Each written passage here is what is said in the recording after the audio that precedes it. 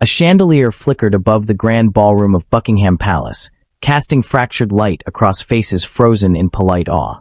Princess Margaret stepped forward, her small frame draped in velvet and pearls, yet every eye lingered on the audacity of her posture. Whispers rose behind gilded screens. She could feel the weight of history pressing against her shoulders, a crown-shaped shadow that had never been hers to claim. The grandeur was suffocating, the beauty oppressive. For Margaret, luxury had always been a cage. She had grown up beneath the brilliance of her elder sister, Elizabeth, already poised with the calm authority of a monarch in training. Margaret's own charms, quick laughter, mischievous eyes, a sharp wit, had never been enough to eclipse the inevitability of her place. The younger daughter, a glittering echo of duty, never the center. Yet she moved through the palace as though the walls themselves might bend to her will. Every gilded corridor, every marbled staircase, whispered secrets that only she could hear. Staff and courtiers alike sensed it. The princess who would not simply obey, the princess who flirted with danger as if it were a lover. Even as a child, Margaret understood the rules. She could not speak her mind freely. She could not walk down the street without expectation. But in private, she found freedom in rebellion. Letters scribbled in haste, doors bolted against prying eyes, games of daring that ended in laughter and scolding. These were her small revolts. And yet, each act of defiance was measured against the looming specter of duty. Every glance at the press, every stolen joke in a hushed room, carried the risk of a scandal that might follow her forever. Numbers and facts governed her life in ways she did not fully grasp. The 30-foot ceilings, the 50-foot marble halls, the hundreds of staff whose eyes tracked her every step. All of it a reminder that wealth could not shield a person from the weight of expectation. The Queen Mother's sharp gaze was always present, a silent judge perched above her on the staircase. Margaret knew she could never escape scrutiny. A raised eyebrow, a whispered comment in a crowded salon, and the ripples of disapproval would extend far beyond the palace walls. Yet she learned to wield attention like a weapon. She wore color boldly, spoke in subtle defiance, and smiled when the world expected reserve. It was an education in power without office, influence without title, a schooling in observation and performance, taught not in classrooms, but in the corridors of history itself. And there was desire. Always desire. Desire for attention, for love, for freedom. She noticed the world outside the palace gates, the lives unfolding beyond the golden fences, the ordinary people who moved without protocol or palace rules. She longed to taste that life, even briefly. But the weight of her position was absolute.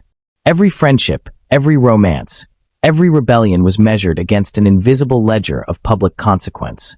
It was a ledger she could neither escape nor fully read, and yet she tried.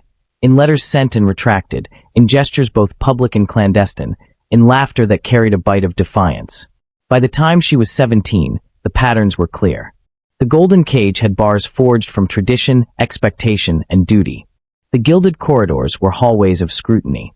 And yet, Margaret moved through it with a daring that was both reckless and precise. She learned early that power was as much about perception as position. That influence could be seized, even when one held no official authority. That understanding would serve her in love, in scandal, and in every choice that would later define her life. The shadow of the crown was long, stretching across every decision she made, every glance, every whispered conversation. But for Margaret, shadows were not only burdens, they were invitations. Invitations to test limits, to charm, to defy, to live fully in the spaces left by duty. And in that tension, between expectation and desire, luxury and confinement, obedience and rebellion, the story of Princess Margaret began. The first letter arrived in secrecy, folded carefully, perfumed, and trembling with possibility. Peter Townsend's handwriting was precise, almost mechanical, yet it carried a warmth Margaret had never encountered within the polished walls of Buckingham Palace. She read it under the flicker of candlelight, the shadows of her gilded bedroom stretching long across the Persian rug. Each word was a promise, a rebellion, a temptation she could not resist. The world outside the palace, with its laughter, chaos, and freedom, seemed to pulse through those lines. And for a moment, Margaret imagined life beyond the rules, life where desire might outweigh duty. Townsend was no ordinary man. He was an officer, a war hero, a figure of quiet dignity and understated charm. But in the rigid hierarchy of the royal household, he was forbidden, a complication that should never have existed. And yet, Margaret did not pause. She met him in secret, at shadowed gardens and discreet country estates, where courtiers' eyes could not reach, where cameras would not intrude. Each meeting was a gamble, a subtle act of defiance. Every laugh shared, every whispered conversation, carried a risk, not just to her reputation, but to the very institution she was meant to serve. The tabloids, ever vigilant, smelled scandal before the palace did. Rumors spread like wildfire. Courtiers whispered in hallways, their tongues sharper than any sword. Margaret's name began appearing in newspapers, alongside insinuations, half-truths, and speculation. She was 17 when the story first leaked, a young woman caught between the exhilaration of love and the weight of expectation. Her sister, already queen, watched from a distance, understanding the delicate balance of protocol and politics, knowing that one misstep could echo through history. Margaret's rebellion was as personal as it was public. Every letter became a battleground. Each encounter with Townsend was measured against public opinion, against the invisible ledger of royal consequence. Margaret's heart wanted one thing, the crown demanded another. The court moved like a chessboard, each player calculating risk, influence, and legacy. And she, the youngest princess, found herself playing a game she had not been taught, with stakes higher than she could fully comprehend. Yet, for all its danger, the romance was intoxicating. Margaret discovered that love could be both liberation and peril, that desire could illuminate as much as it could blind. She imagined a life where she chose freely, where the weight of expectation could be lifted, even briefly. In those stolen moments, the palace walls seemed to recede. She laughed, she argued, she flirted with freedom, and each time, the world reminded her that such rebellion was perilous.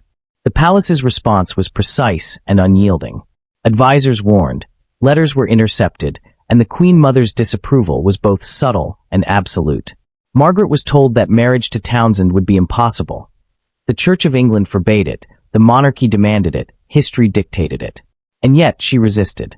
The defiance was small but deliberate. A glance too long at a gathering, a gesture misunderstood, a word left unsaid that carried meaning. Every move was watched, every action judged. In these constraints, Margaret learned to wield her will quietly, cleverly, and dangerously. The public, oblivious to the full story, projected fantasies onto her image. Magazines painted her as a seductress, a tragic heroine, a rebellious spirit. Margaret lived in the tension between perception and reality, between love and duty, between desire and consequence. Her choice, restrained as it was, became a symbol, a cautionary tale, a whispered scandal, a human drama played on the stage of monarchy. By the end of the ordeal, the outcome was clear, yet it left indelible marks. Margaret learned early that love could be both sublime and destructive. That rebellion, no matter how carefully orchestrated, carried cost. That desire, when shackled by protocol, could burn brighter precisely because it was forbidden. And in that lesson lay the foundation for every later choice. Every scandal, every indulgence, every betrayal. In the shadows of royal expectation, Margaret discovered both freedom and limitation, and she walked that narrow line with courage, audacity, and the quiet insistence of a woman determined to live beyond the rules. The story of Princess Margaret's heart had begun, a tale of defiance, desire, and the first taste of scandal that would follow her for decades. A photograph appeared in the morning newspapers. Princess Margaret laughing with abandon at a gala, champagne in hand, diamonds glittering across her wrist. The image was perfect, curated, dazzling. And yet, for those who understood the court, it betrayed more than it revealed.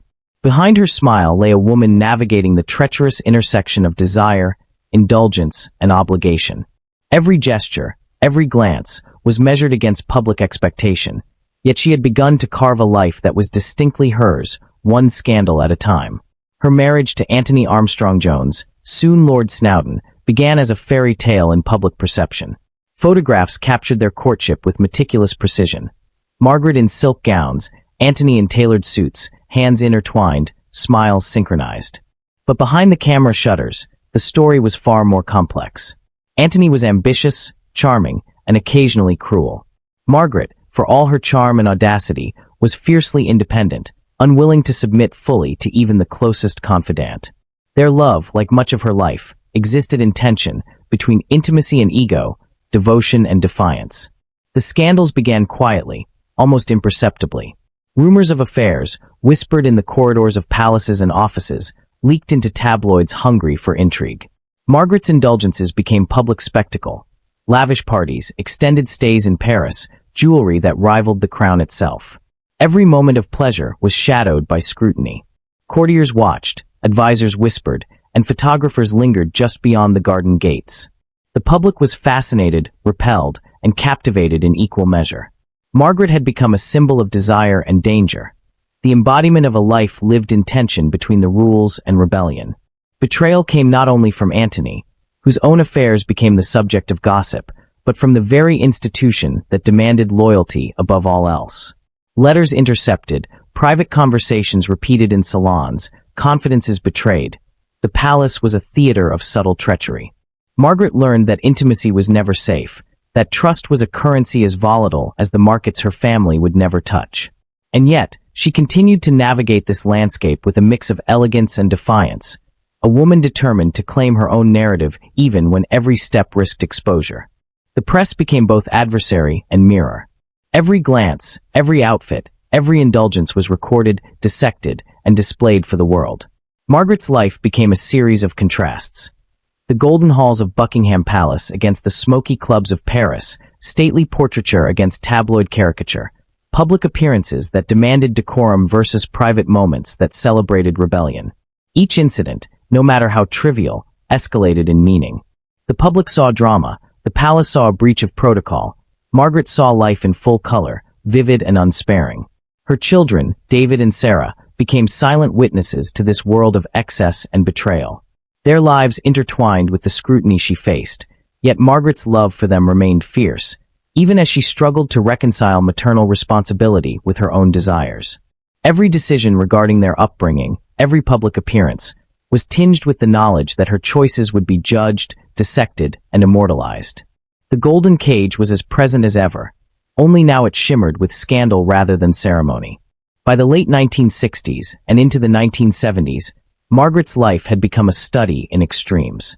She moved between privilege and indulgence, love and betrayal, adoration and condemnation. Alcohol softened evenings, long stays in villas obscured morning scrutiny, and the rhythm of public life collided with private rebellion. She learned to wield scandal as a tool, manipulating perception while maintaining a careful authority over her own narrative.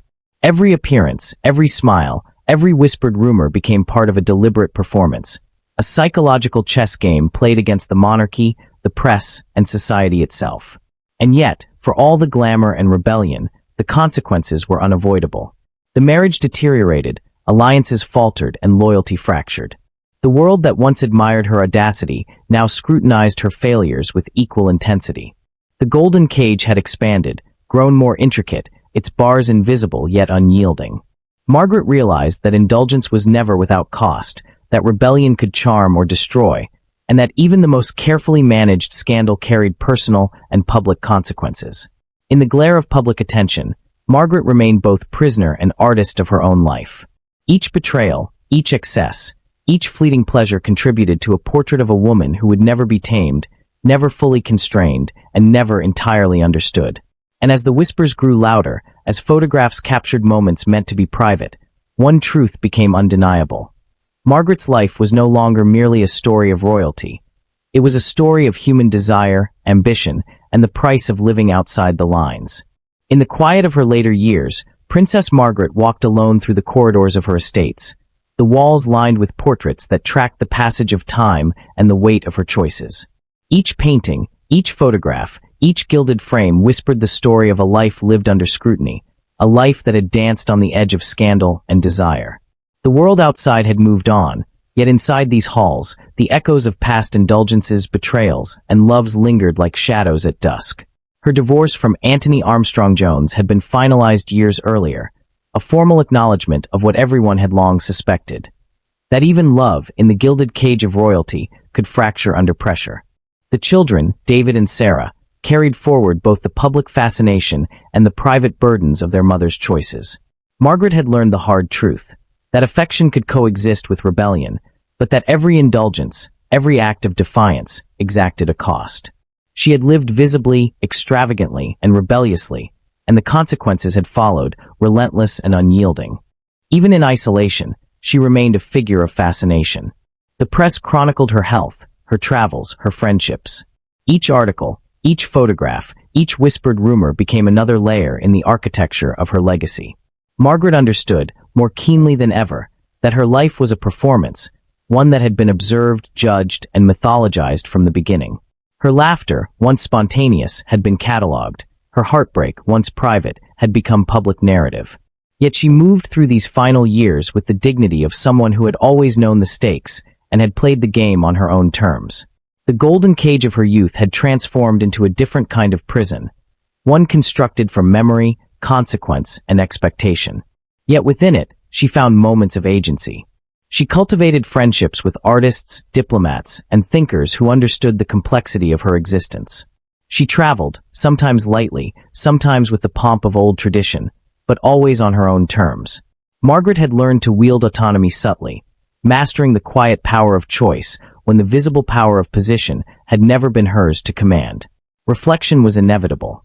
Margaret considered the loves that had shaped her, the betrayals that had wounded her, the indulgences that had exhilarated and consumed her. Each decision, each transgression, each fleeting triumph left its mark. The scandals of her youth, once explosive and sensational, had mellowed into lessons in human psychology. The fragility of trust, the intoxicating pull of desire, the ceaseless weight of expectation. She had lived as both subject and observer of her own story, and that duality gave her a clarity few could attain. Time had also reshaped the perception of her legacy. The public remembered the glamour and the scandal, but within the palace and among those who knew her intimately, Margaret was recognized for her audacity, her wit, and her capacity for loyalty and love in forms that defied convention. The narrative of rebellion, indulgence, and heartbreak became inseparable from the story of who she was, a woman navigating the impossible intersections of desire, duty, and identity. She was immortalized not merely by tabloids or portraits, but by the enduring tension she embodied, between freedom and constraint, between love and consequence, between persona and private self. And yet, even as the world catalogued her life in headlines, Margaret found solace in the small, quiet acts that remained unobserved. A letter written to a friend, a walk through a private garden, the laughter of her children at a family gathering. These were the moments that defined her, not the photographs or the rumors. In them, she discovered a fragile balance between indulgence and reflection, between the weight of the crown's shadow and the light of personal choice. The story of Princess Margaret concluded not in a single scandal or a single love affair, but in the architecture of her life itself, a life lived boldly, fully, and without apology. The golden cage had never fully confined her spirit. Shadows had never fully dimmed her audacity. And as she moved quietly through the rooms lined with memory, she understood that legacy is measured not by perfection, but by the courage to live according to one's own desires, even under the gaze of the world.